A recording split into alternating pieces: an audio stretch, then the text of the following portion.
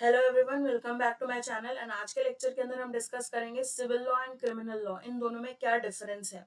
Civil law की category में कौन कौन से लॉज आते हैं, क्रिमिनल लॉ की कैटेगरीज में कौन कौन से लॉज आते हैं। सबसे पहले सिविल लॉ की बात करें तो ये जनरल लॉ है जो रिजॉल्व करता है या सॉल्व करता है डिस्प्यूट, कोई भी दो ऑर्गेनाइजेशंस के बीच में, दो इंडिविजुअल्स के बीच में।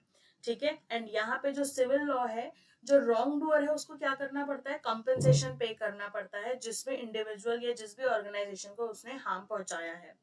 सिविल लॉ क्या क्या लॉज होते हैं, लाइक प्रॉपर्टी का लॉ हो गया, housing, divorce, custody, succession, inheritance, guardianship, ये सारे सिविल लॉज की कैटेगरी में आते हैं। ठीक है। अब दूसरी साइड हम क्रिमिनल लॉ की बात करें तो क्रिमिनल लॉ डील करता है उन ऑफेंसेस से जो कमिट हुए हैं सोसाइटी के अगेंस्ट। तो जनरली हम ऑफेंसेस को यही कंसीडर करते हैं कि ये सोसाइटी के अगेंस्ट है, स्टेट के अगेंस्ट है। तो इट मेंट आउट अलग अलग, यहाँ पे हम ये कंसिडर करते हैं, ये मानते हैं कि जो ऑफेंसेस हैं वो भी अलग अलग डिग्रीज में आप कर सकते हैं। जैसे हीनियस है या इतना हीनियस नहीं है, इतना ज्यादा हार्श नहीं है ये क्राइम जो कमिट किया है, बहुत ज्यादा बार्बरस क्राइम किया है तो ज्यादा पनिशमेंट होगी, बहुत ज्यादा दिमाग लगा के नहीं या हीट ऑफ द मोमेंट में हो गया तो पनिशमेंट अलग होगी। ठीक है। तो varying the degree of punishment होगी यहाँ पर, वो देखते हुए कि किस तरीके से ऑफेंस किया गया है।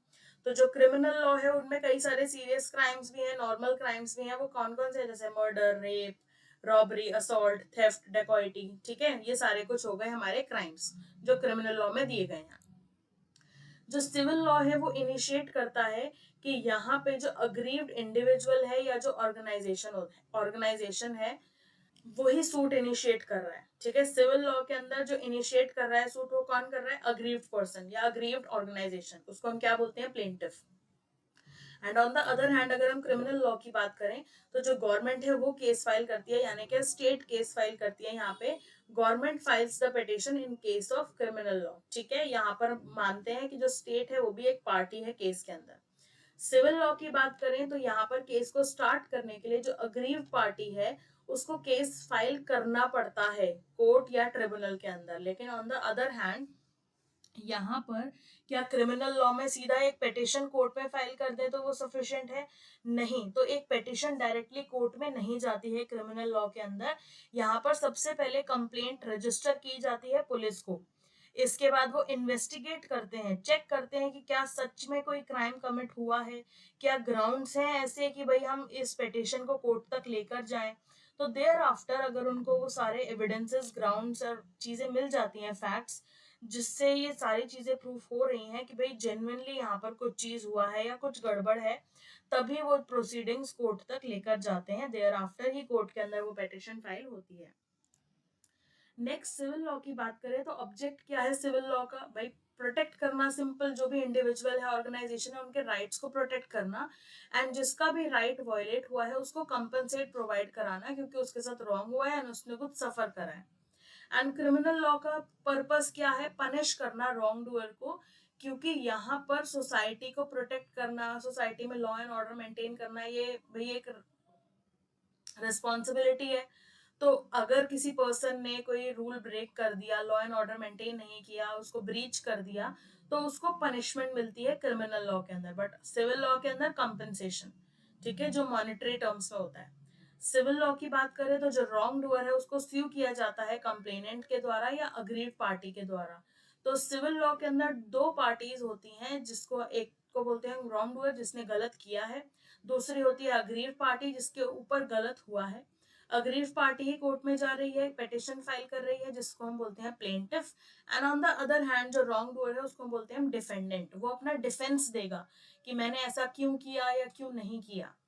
क्रिमिनल लॉ के अंदर जो पार्टीज होती हैं, जो पर्सन होते हैं, वो कौन कौन होते हैं, अक्यूज्ड पर्सन, यानी कि जिस पर्सन पर आरोप लगे हैं कि उसने कोई क्राइम कमिट किया है या लॉ एंड ऑर्डर को ब्रीच किया है, एंड उसको यहाँ पर प्रोसिक्यूट किया जाता है। ठीक है।